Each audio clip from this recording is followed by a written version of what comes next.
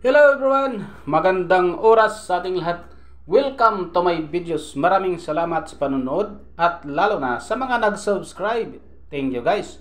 At kung bago ka pa lang dito sa aking videos, huwag kalimutan mag-like, comment, share, and subscribe para updated ka sa aking mga bagong upload na mga videos na mayroong mga gandang kasaysayan at halaga tungkol sa ating mga barya. Guys, ito yung ating barya ngayon guys.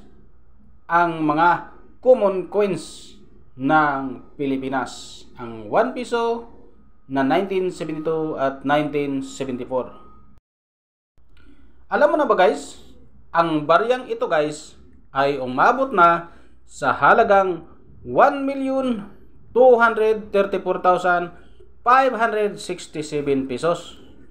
Tapusin ang video guys para malaman natin ang katotohanan at hindi katang isip lamang.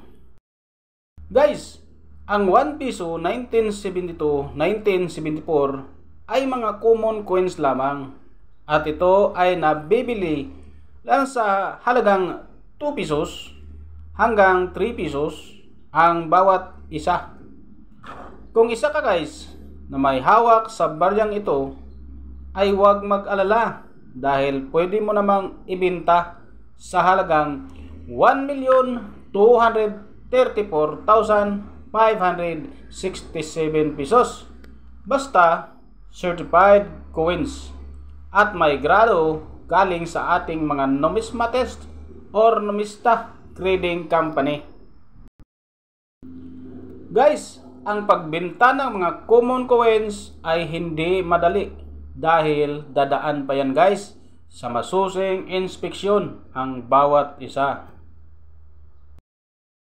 Guys, kung gusto mong ibenta ang inyong mga common coins na hinahawakan, pumunta lang kayo guys sa ating mga antique collectors at sa mga coin collectors na mga professional.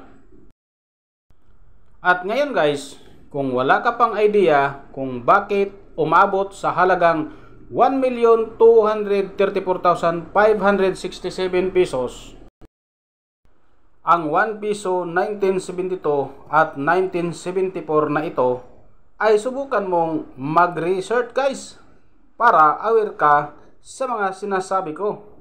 Pumunta ka lang guys sa ating mga online selling site tulad ng eBay, Lazada, Shopee, Carousel at sa iba pang mga online selling guys para malaman mo ang katotohanan at hindi gawa-gawa lamang. Maraming salamat guys sa panonood at God bless sa ating lahat.